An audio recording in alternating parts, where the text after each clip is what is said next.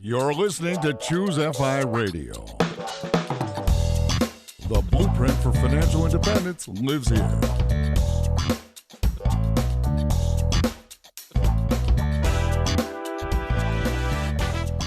If you're looking to unlock the secrets to financial independence and early retirement, you're in the right place. Stay tuned and join a community of like-minded people who are getting off the hamster wheel and taking control of their lives in the pursuit of financial independence. ChooseFI, your home for financial independence online.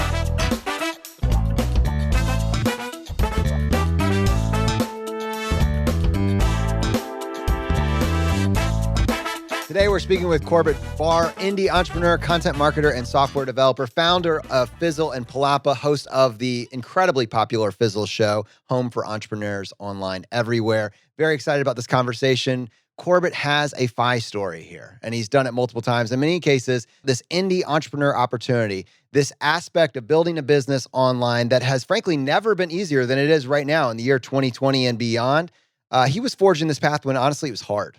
It was really hard. You had to have someone basically give you permission in the early 2000s to do kind of the types of stuff that we're all talking about right now. You had to have someone. It was just, there was a lot more friction. But what we're going to be able to get the chance to do is go back, take a look at Corbett's origin story, what got him off the ledge and gave him the hope that maybe entrepreneurship was for him, and what can we actually learn from his story. I'm fascinated by this conversation, and help me with this, I have my co-host Brad here with me today. How you doing, buddy? Hey, Jonathan, I am doing quite well. And yeah, you're right. Corbett's story has a little bit of everything, right? Like he is one of the original internet entrepreneurs going back to 2005. But it wasn't always, hey, let's be an indie entrepreneur. Let's have lifestyle design and digital nomadism. There were bumps in the path. There was a time where his company took venture capital money. And I'm just curious to really dive into this entire journey and talk through the lessons he's learned, what he's taken away, and where his FI journey goes from here. So, Corbett, with that, welcome to ChooseFI. Thank you, Brad, Jonathan, both of you. Really honored to be on today. Well, we're honored to have you, man. I mean, as both of us, from our background, we don't have a background in tech. We don't have a background in podcasting. We don't have a background in any of the, but I think the interesting thing is at some point, nobody does. At some point, you decide as an indie entrepreneur, you just have to decide to get started, and you got to kind of leave that imposter syndrome behind. And now, our story, we're going to be looking at your life in the last 15 years through the lens of someone that has leaned into it over the last 15 years and built not just one incredible thing, but multiple incredible products and offerings and a following that is coming with them on every additional thing that you tackle. There is a lot to glean from this. But where I really wanted to start with all that is, now you're Corbett Barr, indie entrepreneur and the host of the Fizzle show, a very well-known entity in the entrepreneur space. But in 2005, you weren't. You were just a guy that was probably deciding to try his hand at entrepreneurship. And I remember that moment for me in a much more recent memory. What did that look like for you?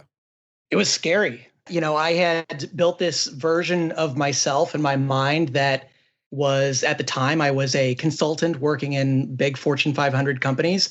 And this was the kind of job that a lot of people really wanted to have and that you could build a whole career around.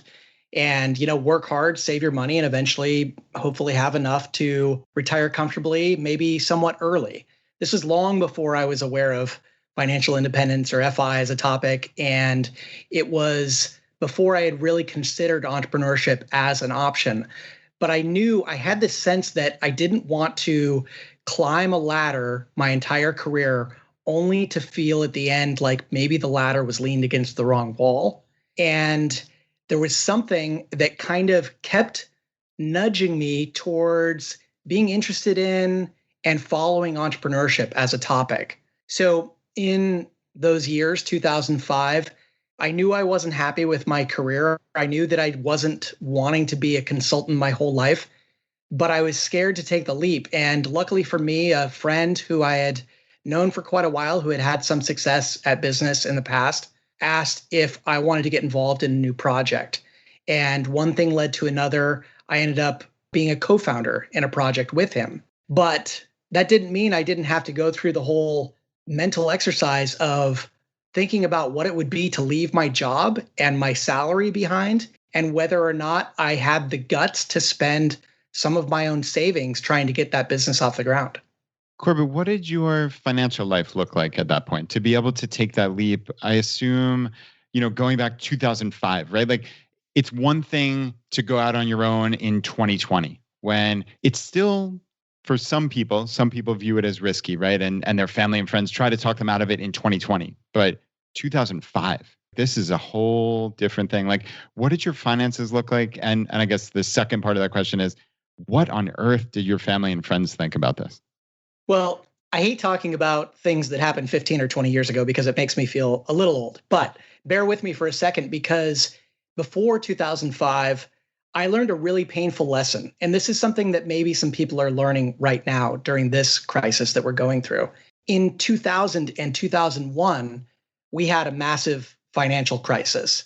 And I found myself furloughed from one of my very early jobs. I was maybe 23 at the time, something like that. But during that furlough, when they cut my salary and were hoping that I would be able to come back 6 months later, I remember being thrown into essentially a paycheck to paycheck situation and realizing that I might not make it more than a couple of months. In fact, I had to go and get some side project work to help keep me afloat. And that was a terrible feeling. I remember just being like gripped with this financial burden hanging over me, feeling ashamed and like I was going to have to tell my wife that, I don't know, maybe we'll have to move. I don't know what the next step would be. But I learned that lesson hard, and luckily at a very early age. So after that, I focused on just saving as much as possible. We bought some good real estate. I saved everything I could. So then by the time I was considering entrepreneurship, I had enough of a financial cushion that I could last maybe a year or so while I was getting this thing off the ground. So it was a gamble, but I figured worst case scenario, I would go back to a job again and I wouldn't have the savings anymore, but at least I would know whether or not I had what it took to at least try entrepreneurship to see if it was right for me. So let's talk about this first step as entrepreneurship. What was the project? Was it just an unmitigated success? Like you were just a runaway success train? I wish. I wish. No, this was before podcasting. This was before an individual building like a massive blog or email list or something. This was in the years where the examples we had were big venture capital backed startups. And in that world, I thought that you had to basically work yourself to the bone, sleep under your desk, and try to hit a home run so that eventually you would have a bunch of money and then you could go do what you wanted with your life. And what that means is I left a consulting job only to find myself in a situation where I had a board of directors, a co-founder, employees, advisors, venture capitalists, all of these different people expecting things from me and needing things from me. And so I ended up feeling even more trapped than I had as an employee. But on top of that, I had to grapple a few years later with the fact that this wasn't going to be a home run. And so I went through this, the gauntlet, only to come out the end with not much to show for it. And that was a real painful kind of wake-up call that you could put all this time and effort and money into something and basically be back where you were at the beginning, maybe with more skills and knowledge and experience, but with less money to try the next time. Yeah. So in some ways, it was kind of your worst case scenario. You mapped out what's the worst that could happen. And you said, well, I just have to go back potentially and get another job and all my money will be gone. So in 2009, you're in that reflection place. All right, do I go back to work because I'm out of money? And this has been, were you having those internal conversations? Look how easy my life was when I was an employee in 2009? Not exactly, because, once you get a taste of entrepreneurship and the possibility and just feeling what it's like to helm a ship, it is hard to imagine going back. And it's funny, we're talking today during this 2020 financial and health crisis that we're going through, because I feel like a lot of things have happened in my life during crises. And the startup ended up basically crumbling because of the 2008 financial collapse that happened. it was impossible to raise money from venture capitalists at that time. So instead of just jumping into the next thing, because the next thing wasn't exactly apparent to me, I decided to really hit the reset button. And that marked a massive pivot because my wife and I took what ended up becoming an 8-month-long sabbatical. We packed up our car and drove south into Mexico with our dog and basically just explored around to give ourselves, myself especially, enough time away from what I had been doing to clear my head and really imagine what I wanted my life to be from that point forward. Yeah, that's incredible. I'd love to actually dive into that. So, I mean, what did those, I assume you had real in-depth conversations with your wife about like, what does our future look like? We were on this standard path as a consultant. Then I did this entrepreneurship with venture capital and all this stuff. Where do we go now? Like, what did those, maybe even the process, like, what did those conversations look like? How did you design a life that you actually wanted to live into, as opposed to what you're describing here of like being even more trapped, right? Like you were an entrepreneur, but you were even more trapped because the board, these investors, they were overseeing you, and compounded, there's more stress and uncertainty. So talk me through like how you guys as a team move forward from there. Yeah. And Brad, you had asked earlier about what my friends and family thought of this whole thing. And it's interesting when you think about the influences that are around you when you try to do something different. I had all the usual kind of responses. People thought I was crazy for leaving my job and so on. And then, of course, when we took our sabbatical, people were, I think, a little jealous of us taking time off, but they were also a little concerned, like, what the heck were we doing? But at the same time, aside from friends and family, the other influences in my life at that time, we were living in San Francisco. We had been for those years. And the influences were really this heavy venture capital sort of startup mentality. And it took going to Mexico to get away from all of those influences, friends, family, and just the culture of entrepreneurship that I had been steeped in, to see that something else might be possible. This was around the time that I discovered the concepts of location independence, lifestyle design, digital nomading. Tim Ferriss had written a book in 2008, The 4-Hour Work Week. There started to be various blogs around these topics. And I ended up starting a blog on that trip, basically to chronicle our adventure, but also just to ask myself questions out loud about the nature of life and career and the relationship between the two, and why most of us put our career first and sacrifice our lives during some of the best years that we'll ever have in terms of physical and mental ability and so on. And so I started to wonder what I had wanted entrepreneurship for in the first place. And as I examined that deeper, I started to realize that there were various lifestyle things that I wanted to achieve that maybe didn't require being wealthy. Maybe it just required me having enough time and control to do the things that I wanted, to be able to travel, spend time working on things that I wanted to work on, spend time with my friends and family and so on. And starting that blog and asking those questions really just took me in a whole different direction in terms of entrepreneurship. It's interesting. You're an entrepreneur and you love entrepreneurship. It's halfway, it's your identity. It's just something that lights you up. You love talking about all aspects of it. You love exploring it. But in that last sentence, you said the culture of entrepreneurship. And it was very clear to me that in that sentence explicitly, there was a negative connotation. It was dragging you down, in that sentence. So you love entrepreneurship, but the culture of entrepreneurship in that sentence was a little bit toxic for you. So I'm curious, as a lifelong entrepreneur, as someone that cultivates a following of entrepreneurs, that helps people be better entrepreneurs, what is the dark side of that? And also for you, what still gets you so excited about it? What's the unique opportunity there? Yeah, and this is something that I've learned the hard way, and I've seen a lot of people struggle with. There are different ways to build businesses, and you can put an enormous amount of pressure on yourself that can end up becoming counterproductive or even destructive.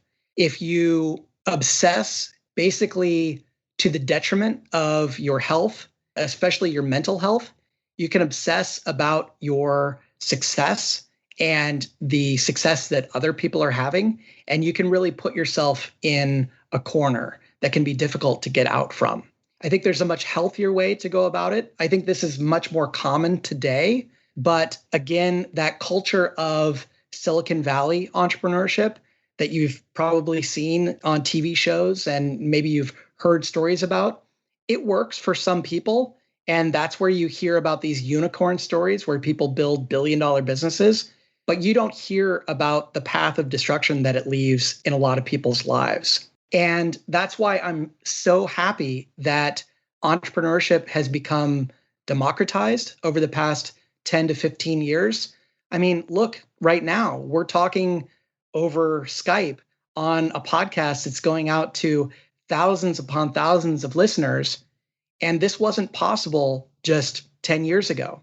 And now two guys with a dream can start something that affects so many people.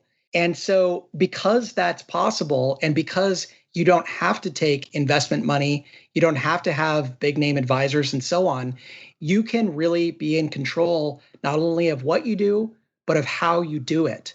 And that's so important to think about when you become an entrepreneur, because it's very easy to alienate your family, your friends, to, like I said, put yourself into a very tough situation that can be hard to dig out from.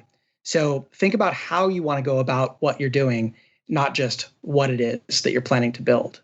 Yeah, I love that, Corbett.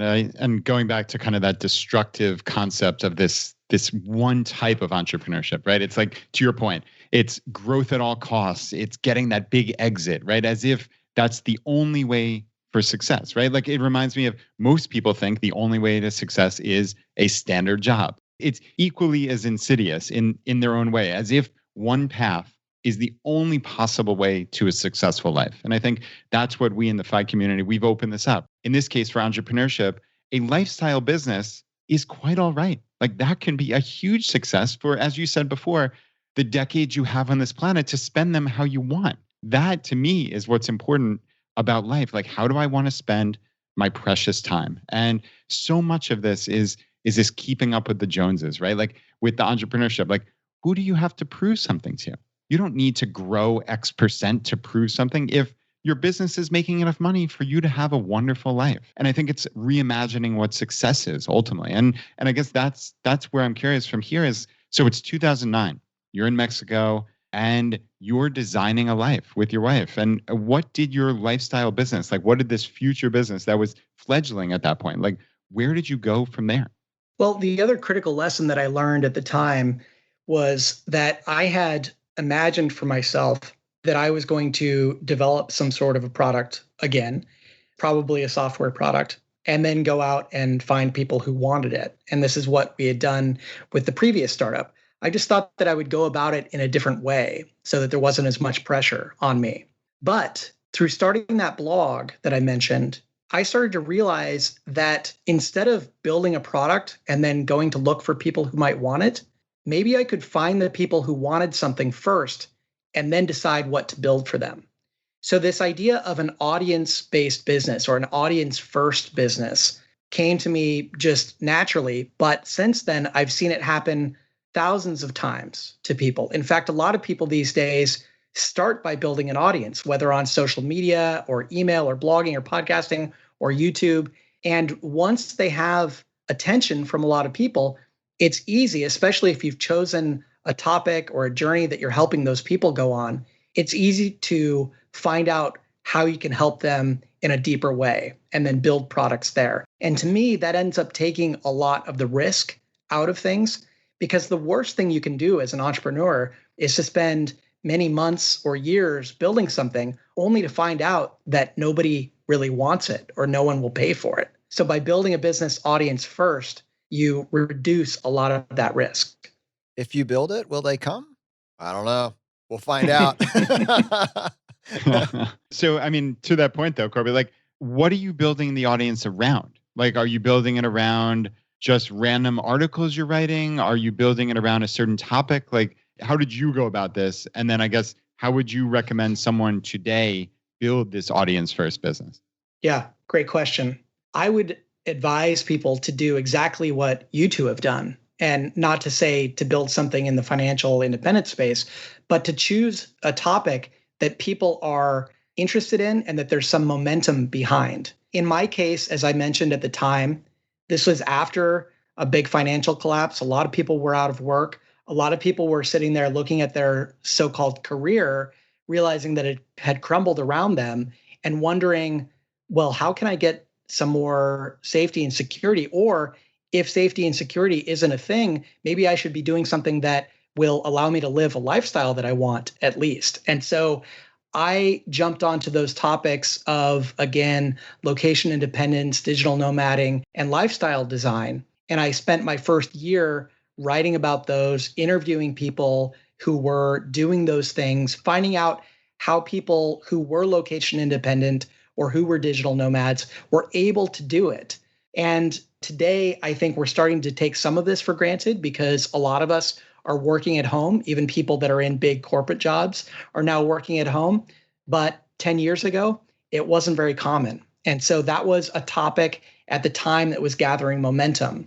So if you look around, there are topics today that are gathering momentum, and jumping into something that you are interested in, that maybe you have some experience in or could become good at, and that there is building attention around in the zeitgeist. Those are good topics to jump on. And, in the beginning stages of entrepreneurship, it's all about figuring out what your topic is or what you're going to be building towards. And a lot of times that can take some soul searching and some experimentation, and it doesn't necessarily just come to you overnight. So I want to tee this up because you've mentioned a couple times. I just want to point out some of these big lessons because I'm sure they're sitting with you in 2009 as you go into this next chapter. One, you realized you didn't need a home run. You didn't need to create your own dream business that you were working in 80 hours a week. That didn't sound like freedom to you. And two, what you're really interested in going into 2009 was this idea of building a lifestyle for yourself that would allow you to put your energy and your talents into something that you enjoyed, but you wouldn't create a new prison cell for yourself. You want to create a lifestyle business. To me, that sounds like it's going to require knowing what it is that you want and knowing what it is that you value and probably having to make some choices. There's a trade-off here, but you need to know how much your life actually costs and kind of make sure you don't end up on this runaway hedonic treadmill that a lot of entrepreneurs fall trapped to. And I'm just curious, what was your experience 2009, maybe over the last decade? What's this intersection of fiscal prudence plus entrepreneurship? Yeah, I love this. And we teach something inside of Fizzle we call your minimum viable income. And this is basically the sort of cut back all the fat, maybe think outside the box, imagine, paring back some things that you didn't think you could. But what's that number that can at least keep you afloat? And then think about your business in those terms. And for me, I was sort of forced to go back into my budget because here I was, again, living without an income, right? We were on this sabbatical and I had to really dive into the numbers. My wife and I were living in San Francisco, and you can imagine the rent's pretty expensive there. And we decided to approach our landlord at the time with our plan to go on a sabbatical and ask her about subletting our place. And bless her heart, she let us do it. And, we never imagined that would be possible, but we had a nice dinner with her. We explained what we were trying to do, and she let us sublet our place, get that rent off of our plate for those 8 months we were in Mexico. And then living down there can be a lot cheaper than it is to live in the States. So we did all these things to pare back. And, in thinking now about financial independence and learning from you guys and others, the way that you look at things and the way that you approach trying to gain financial independence, I just recognize that entrepreneurship can be so powerful for people, even if you decide to continue working in a career. But for people who really know the numbers and have that spreadsheet that they look at every week or every month or whatever, and they know what the numbers mean to them, and maybe you have a little scenario generator, if you were able to add just $1,000 or $2,000 a month from a side project, that could change your whole trajectory in terms of FI. And if that side project starts to take off and do well, great. I decided in most cases to just take the plunge and jump with both feet. But I can tell you that it is scary and distracting to live without an income, period. And I wasn't even thinking about what that was doing to my FI picture because I wasn't even aware of what that was. I was thinking more just about what I needed every month to survive.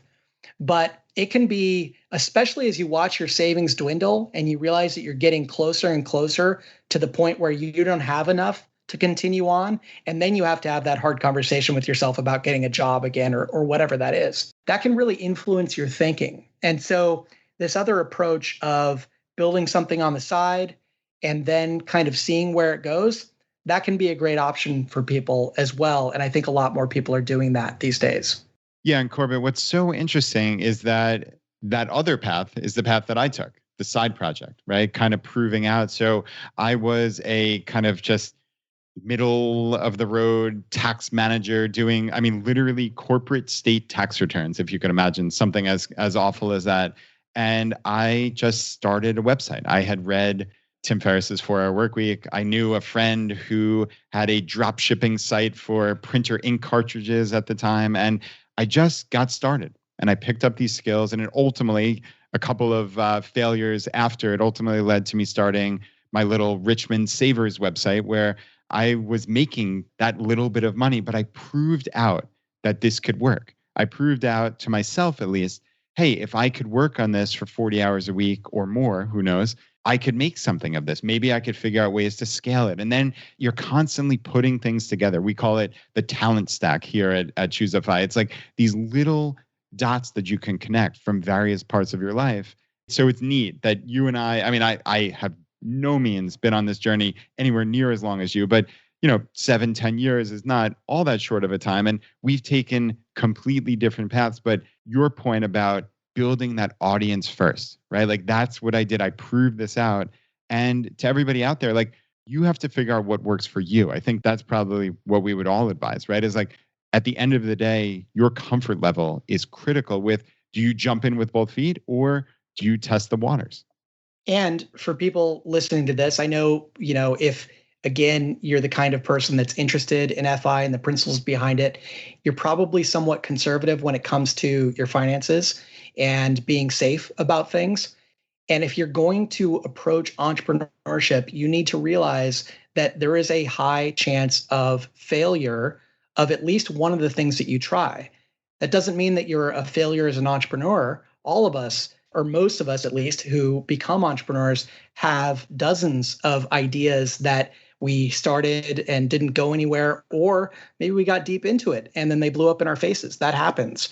So as part of your planning, if you're going to have a couple of failures, it might make sense to let those failures be on a smaller scale to begin with so that you're not setting yourself back by 5 years or whatever it might be. Corbett, as you're talking and as I become more and more familiar with your backstory, one thing that becomes apparent is if you look at entrepreneurship through this lifestyle lens, through this idea of building a life that you would never want to run away from, it starts to feel a lot more just like FI. It's like where you get your cake and eat it too. And I only say this to say that you've done this article and we'll have it linked up, but it's 27 things about working for yourself. We're not going to work through all 27 of them, but I just want to pull a couple out that really stood out to me. Couple observations that I have noted. And you even said it earlier, like once you get the taste of entrepreneurship done the right way, they couldn't pay you to go back. There's no way you would ever go back. And so I just want to like tee you up and have this to react to it. Let's start with the dark side. You have no one to blame but yourself when you work for yourself. Does that hold true even now? So true. Yeah. I mean, I guess you could try to blame the market or something, but you're only doing yourself a disservice if you're not admitting that you are where you are because of the decisions that you made. Yeah, this is so incredibly true. I see this on a day-to-day basis myself. And pretty much any entrepreneur can look at this and say, all right, there are inputs that I'm putting into this business. I know what my goals are. I know what the plans are. Am I going to convert on this? Am I going to put in the time that's necessary, right? Like if I'm not doing it, it's not getting done. Right. So the proof is in the pudding and it's on you. And that some people might look at that as a negative thing. I look at that as a huge positive. It's This is on me. And that just to have that level of control feels great. It truly does. All right. Here's another one for you. You don't have to worry about getting a new boss who's a jerk. But yeah, because you might be a jerk yourself. You never know. But I mean, how many times in your careers, or maybe people listening to this, thought that things were going really well at their job and then their boss was replaced and it just made their lives painful from that point forward? All right, we got vacation time is nearly unlimited, and you decide when you work and when you don't, as we talked about, and where you work, right? Which I think is a lot of this digital nomadism. And I'd love for you to really talk about how you've utilized that to such great degree. Yeah, I guess we didn't talk about it, but since that first sabbatical that my wife and I took back in 2009, we have returned to Mexico every winter since. And that's all while running various businesses. And, the internet can be challenging in some parts of the world. It's gotten a lot better over the past 10 years. But basically, as long as you have a decent connection and a place to park your laptop, you can work from anywhere. We've spent a lot of time in Europe and traveled the world, basically. And these are things that I think in my mind, originally, I thought I might not be able to do until I was, quote unquote, retired. But because I run my own business and I get to set my own schedule and decide where and when I work, we've been able to do all of that stuff. And, it doesn't mean that it's always super glamorous working from a hotel room in some other country. But once you close your laptop, you're out there exploring a new city, which is pretty amazing. I think that's interesting. You're talking about your environment and controlling your environment, but there's so many other tertiary aspects. Like you're not having to sit through endless, pointless, actionless meetings where everybody's going through the actual protocol for how to ask their question in the appropriate timeline. There's no cubicles left. They're all gone. You put this on your list. The coffee is amazing. Just finished some really good coffee. Oh, nice. Man. That's awesome. And Corbett, I know you're steeped in the FI world, and you talked before about minimum viable income, which I did want to come back to generally, and now's the perfect time. Like, if you were thinking about your life, I mean, do you have a home base here in the US? Do you have like different budgets potentially, or FI numbers based on, hey, we could just travel all year round, or hey, we could live in Mexico all year round? Like, have you thought through those different scenarios? Yeah, we have. And I'll say that my wife and I, we very much consider where we live our home base. We consider the costs of that, not just in the month to month, but also what happens when we're not here. Like, who's in that space? Are we able to rent it out? And so on. And so for us, a big consideration and part of the budget is, well, if we're going to live somewhere else, if we're going to buy a new house or something, what is the total annual cost of that place, including any rent back that we might get from someone? And so, for example, we found that in San Francisco, whenever we traveled, we could rent our place out no problem. When we moved to Portland, Oregon, in the winters, when it's really rainy, we've had some months where we haven't had tenants here. And so that goes into the cost of living for us. And I think that's an important thing. If you want to be nomadic in some way, or if you want to be able to travel a lot, you need to consider whether you're going to be paying double rent, or if there's some way to be creative about it. Corbett, when was the last time that you were worried about money? I would say in 2009, after my first big startup collapsed, I was confronted with this idea of having to build something again from scratch. And you never know how long that's going to take. So you start figuring, okay, what's my minimum viable income? At the time, it was probably $5,000 a month or something was what I needed to cover in expenses. And then you figure out what your savings are and how long you can exist on that. And so you start doing the numbers, and you can get a little worried about it. I was definitely scared towards the end of that period before the income really started rolling in. Well, let's talk maybe not so much about the income rolling in, but really the trajectory of this next thing. So from 2009, you did that burn rate calculation on that minimum viable income and basically said, I have this much time. And then the takeaway probably was either let's go get a job or let's get to work. It sounds like you picked let's get to work. What did you build? Like, I know Fizzle this is the conversation now. This is where your heart is, and this is what you're working on along with a couple other projects. But in 2009, Fizzle maybe wasn't even in your sphere of awareness, your zone of awareness. Well, what did you get started with? Yeah, so as I mentioned, I had been building an audience, and I knew that I wanted to sell something to them.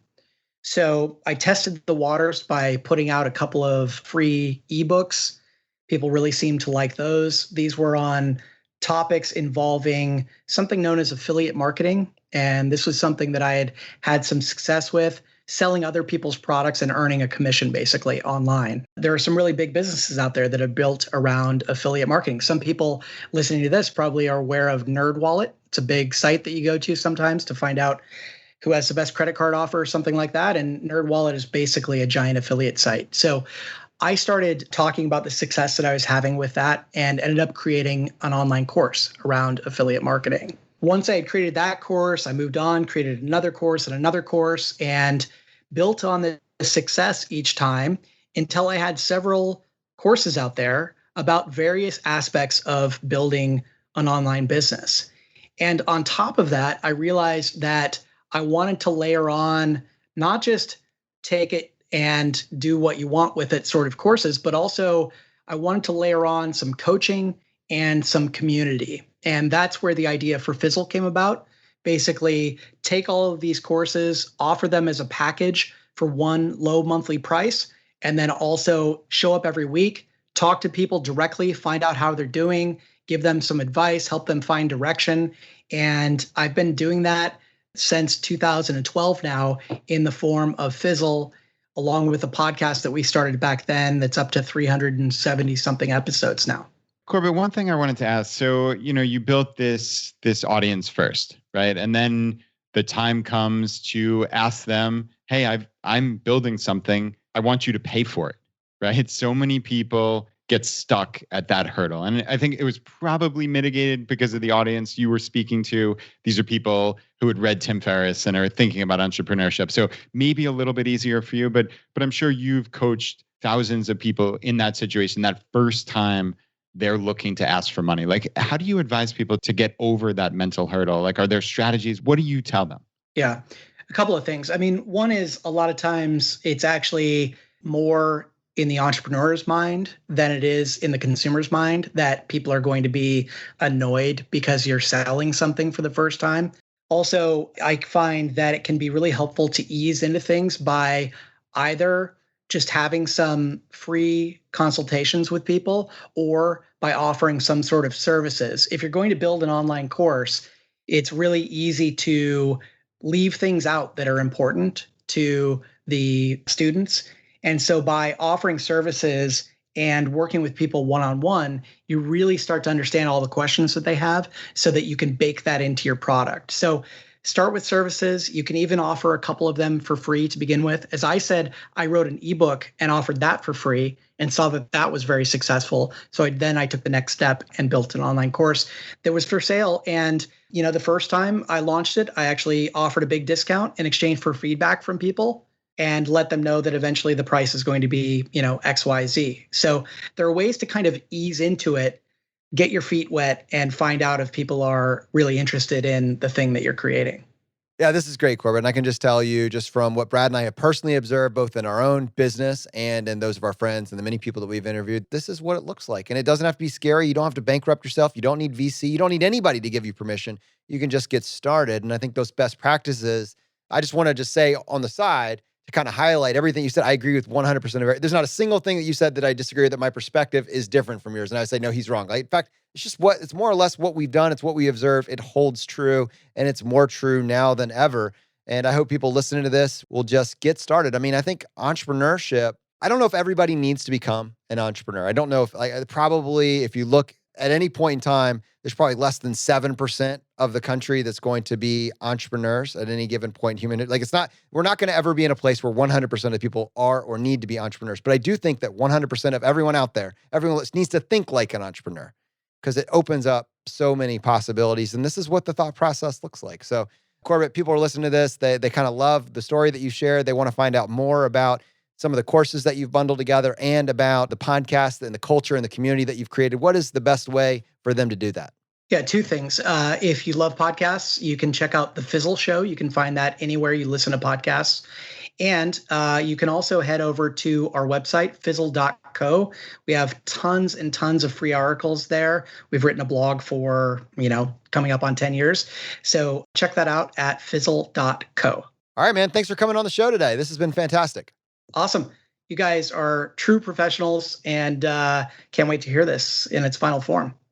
Corbett's story was incredible, right? This is living the FI life before you've gotten to that technical FI number. That's what the entrepreneur's life can truly be, right? You find that minimum viable income, you find a life that you want to live into, right? He designed this life with his wife, and that was right on the heels of what would have been a disaster, right? This VC-backed dream that he had, it failed, but he failed forward. And that is what this entire journey is all about. That is what FI is about. You can design that life that you want to live into. And I mean, Corbett is the prototypical example. And I love that you highlighted when he was talking about failure there, because he failed big, right? I mean, from 2005 to 2009, at the end of 2009, he did not feel like a success. He had been steady state, he had survived, and he had the confidence to go into the next thing. But at that point, he was not in 2009 saying, I have made it.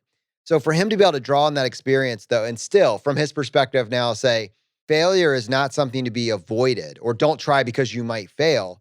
No, it is quite literally part of the process. Without failure, you won't be able to iterate your idea into something that will work. You won't be able to build on the failure. There's no possible way that you can get to where you want to get without some form of failure. And then the key is, all right, we're going to fail, but how can we fail small? How can we fail forward? That's what it looks like to do it with this eye on financial independence, this eye on understanding the value proposition, the understanding the numbers. And he talks about it through the lens of your minimum viable income. You don't want to have a runaway train for expenses. You want to know how much your life actually costs. What do you actually value? What sort of income level do you want to maintain? So when we get individuals on and I'm listening to them, as I'm listening to them, I'm thinking, and I can tell you're thinking it too, this guy has something to teach, and I would love to, I could learn more from him. And I trust what he's talking about, and he has put out a body of work that I think stands for itself. So to our audience, it'd be well worth your time to go check out their show, The Fizzle Show. You can find it on your podcast player of choice. Definitely check it out. And if you're maybe listening to this episode for the first time, because this idea of financial independence, what would it look like for me to get to the point where working is optional? Not to have the next IPO, not to be the next unicorn, not to have this home run, but just to get to the point where if I'm working, it's based on my choice. It's based on freedom. It's based on autonomy, mastery, purpose. What would it look like to get that in my life? Then check out our show, right? Go back through our archives or go to ChooseFI.com/start. We've put all the resources there for you to make it very easy for you to get started on your path to financial independence today. All right, my friends, the fire is spreading. We'll see you next time as we continue to go down the road less traveled. You've been listening to ChooseFI Radio Podcast, where we help middle-class America build wealth, one life hack at a time.